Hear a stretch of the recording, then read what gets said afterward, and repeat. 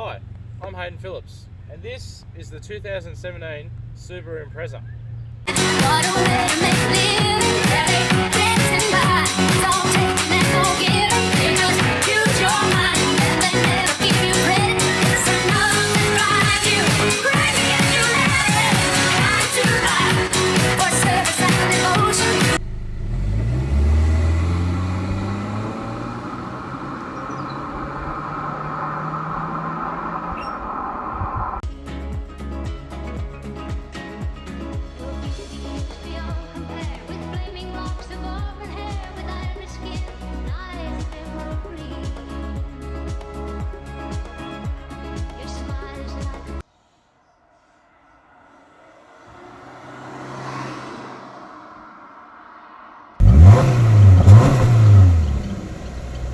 So yeah, that boxer engine does sound pretty bloody good if you ask me. It's a little bit of a different design. It's still a 4-cylinder, but it does sound a bit better.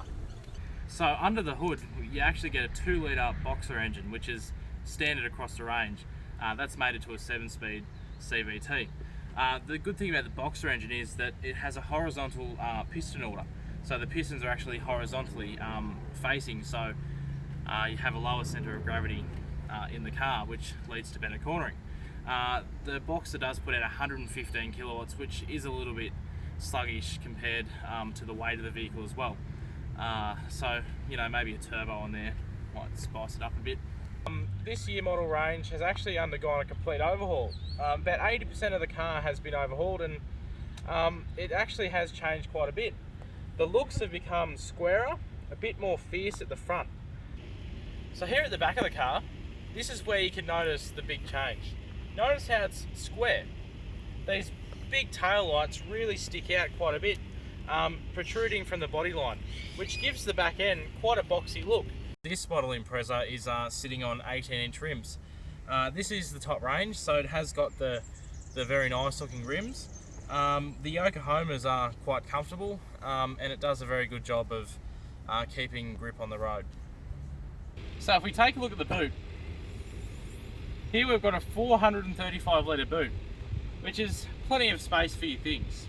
There's enough room in here for, I don't know, just about everything. So there's plenty of space for your bigger items too. You know, even me can get in the boot quite comfortably and even close it. Well, see, there is quite a bit of room back here. There's an abundance of room, and I'm quite impressed with the Impreza. So, something else that is impressive about the Impreza is that when these back seats fold down, boot space nearly doubles. There is so much room in the back of this car, especially when this bar is removed. So that's quite handy when you want to haul your bigger items in the boot. It's a very good design. Across the model range, you only get a space saver tyre.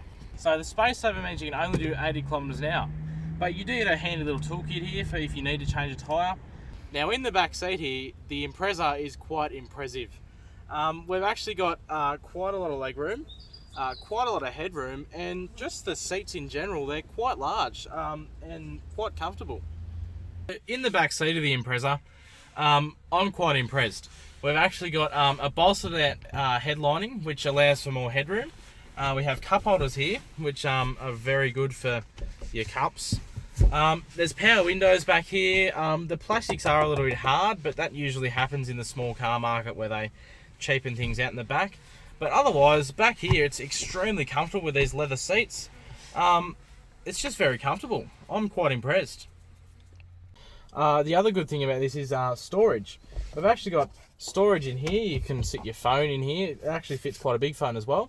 You've got enough room in here for your drink bottles as well, and any other little snacks you might keep in there. So I've got the key here. It's quite a nice little key. So we've got cup holders here, your heated seat controls here as well. That's top range thing. You've got your electric park brake, which is very, very good. It's quite silent. Gear shifter here, which has got leather here. It's a very nice laid out display here. We've got the automatic dual zone climate control, which works a treat. And the screen up here, we've got a large screen here. It's touchscreen. It's got Android Auto, Apple CarPlay, another multifunction screen there, and another screen in the middle here. So we've actually got 3 screens throughout the car, which all do different things. Our little steering wheel here is very nice to hold. It's actually quite a nice thickness as well. And it's got buttons here, there, and everywhere. There is probably 6,000 buttons in this car, to be honest with you. And they all do their own individual thing, which is very good.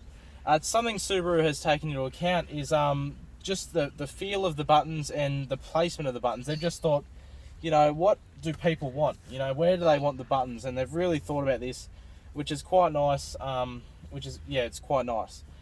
So the start-stop button is actually on this side. So if we start it up by putting the foot on the brake, pressing the start button, and it all just lights up. It's like a whole different experience when all this lights up. It's great. The screen is colourful and bright. It's actually got a very nice, quite a solid touchscreen as well. So yeah, up the front here, headroom is great. The seats are just bolstered just right. So you can really sit comfortably. And the sunroof as well, which we'll get to later, is just a treat in this top range model. Up the front here, we've got so many different displays, and they all do different things. This display up here is our multifunction display, which tells you things about the car. So something interesting about this is that it just doesn't stay like that. So let's say you put your high beams on. The high beams actually come up on the display. Let's say you put your blinker on, it'll also display up here. So you can actually change it with this button here, and it does many different things. So you can actually see what the suspension system is doing. You can see the gradient we're on. You can see temperatures here, average speed, the GPS compass, the radio, fuel economy, which is actually quite good considering this is an all-wheel drive car. The time and date, and your settings for that screen. So that's a very handy screen. Now this screen here, this is your radio. So it's got radio, you got different apps here such as Apple CarPlay and Android Auto, as I said before. So it'll do that as well. You also got your settings here, your phone, and your sat-nav. Now, funny thing is, TomTom actually do the sat-nav for Subaru's systems. And TomTom is, well, arguably one of the best navigation systems out. And this thing really is, it's great. It's so detailed and so easy to use. We've also got your Bluetooth, your aux cable, and CD player, which we usually don't see in cars of this model, surprisingly. So the sound system isn't too bad. It's a 6-speaker sound system. There's no subwoofer. This is the premium sound system as well that comes with the top range. And it doesn't do too bad. It's not bad.